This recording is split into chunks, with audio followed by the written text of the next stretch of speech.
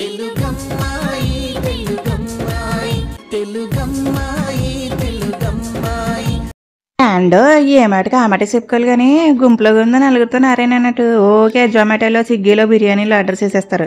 ఆ బిర్యానీలో ఏం వేసేస్తారో తెలియదు కానీ డబ్బాలు కూడా నాకేసి కరివేపాకు కొత్తిమీరకి దాచుకుంటారు.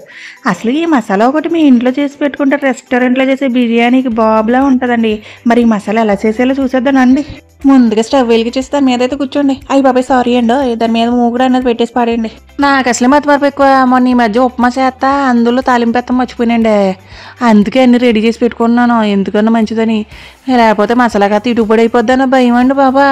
చూసారు కదండి పళ్ళుల్లో ఉన్నాయన్నీ వేయాలన్నమాట. 10 ఎండుమిరపకాయలు, రాతి పువ్వు, ఒక చెంచా, 4 స్పూన్లు ఏమో ధనియాలు, 1 స్పూన్ ఏమో జీలకర్ర, దాల్చిన చెక్క, మిరియాలు లేదా మిరియాల పొడి అండి, ఆంగమొగ్గ, అనస పువ్వు, జాపత్రి, ఒక 10 యాలక్కాయలు అన్నది వేసేసుకోండి. వేసేసుకున్న తర్వాత ఎలా చేయాలన్నది కూడా డిస్క్రిప్షన్లో కూడా ఇస్తాను, జాగ్రత్తగా చూసి వేసుకోండి. మరి మూకుడైతే రొసరొసలాడిపోతే చూస్తుందండి నా వంక. అందుకే ఇంకెందుకు ఆలస్యం అని ఒక్కొక్కటి నెమ్మదిగా వేసుకొని ఈ పల్లెల్లో ఉన్నాయన్నీ నెమ్మదిగా వేయించుకోండి. నిదానమే ప్రధానం అన్నారు కదా పెద్దోళ్ళు, అలా నెమ్మదిగా వేయించుకోండి. ఏ ఒక్కటి మాడినా మసాలా పొడి కాస్త ఇటుకు పొడి అయిపోద్ది. కొండ మసాలాలు వేయన్నా చెప్పుడు గుడితిన్నట్టు ఉంటాయండి. ఒక్కసారి మసాలా ట్రై చేసి బిర్యానీలో పడేసేయండి, ఎంత అసలు అద్భుతం.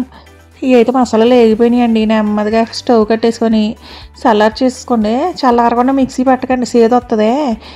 ఇలా మిక్సీ జార్లోకి తీసేసుకొని మెత్తగా పౌడర్ లాగా చేసేసుకొని 2 చెంచాలు బిర్యానీలో పడేయండి. కడక్కుండా పొల్లలు కూడా నాకెత్తారు ఇంట్లో. ఇంకెందుకంటే ఆలస్యం. మరి ఇలాంటి వీడియోల కోసం అయితే మా ఛానల్ అయితే సబ్స్క్రైబ్ చేసేయండి.